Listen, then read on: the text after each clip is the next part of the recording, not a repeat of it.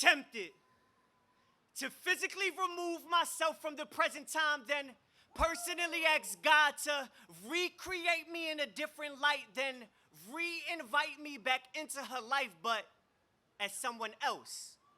Because when I was in it as myself, every other female involved knew damn well I wasn't much help. She was broken upon the time of my arrival.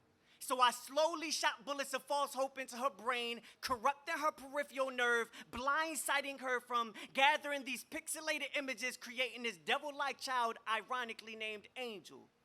See, I would purposely but unconsciously look the other way and metaphorically hang her body upside down over the most beautiful mountaintop, whispering in her thoughts, I just want to give you the world. And she believed me. I guess she didn't notice what hell looked like at this abstract angle, so I left her strangled by her own foolishness wrapped around the 6-inch heels of her ankles, dragging her along as a sample of how beautiful women cannot handle this corrupted poetic example.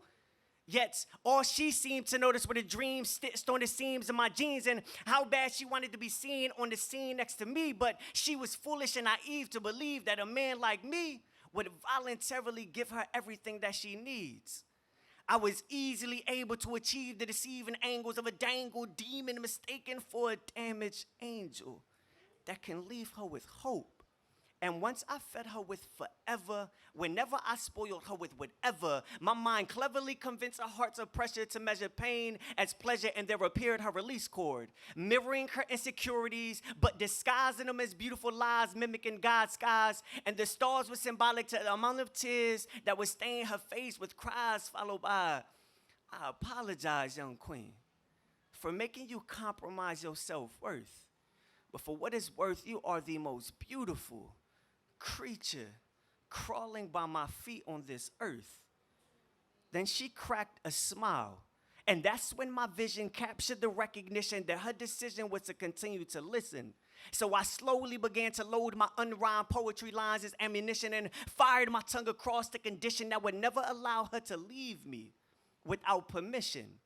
And the only ambition I allowed to fuel her mission was to be driven to making sure I don't hold auditions to finding some competition I never knew love.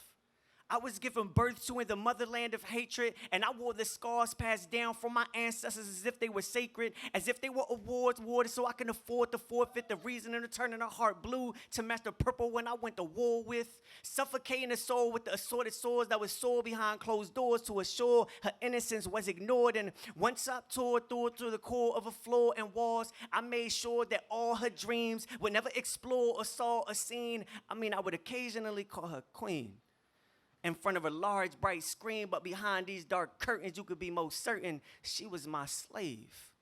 Forbidden to speak, think, misbehave. At times, she may be giving a head nod, granting her permission to lightly wave, but never anything further. She was able to get away with murder before she could escape from me, and if she ever blatantly or mistakenly disobeyed me, I ever so graciously replace her space with the vacancy. Love, so many things I've got to tell you, but I'm afraid I don't know how, 'cause there's a possibility that you'll look at me differently. Love, our relationship wasn't always like this. I used to wake you up in the early AM with a light kiss, leave you my bottom lip and whisper in your ear, babe, bite this. But you decided to fight this. Despite this love I ignited your life with. And because of this, I will forever hate you. I will consistently and consecutively mentally break you down only to mold you and shape you into whatever I wanted you to be. I claim I want a genuine woman. I lied. I just want a dope Barbie. Beautiful and mindless, merely a walking mannequin trophy. So be careful, love, on the next woman you send to approach me. Due to the content of this product, I must acknowledge a few flaws before effects become inescapable and victims become incapable of integrating with this cause. I am the poet your creator never warned you of. So please don't be so naive to believe that a man like me could ever truly fall in love.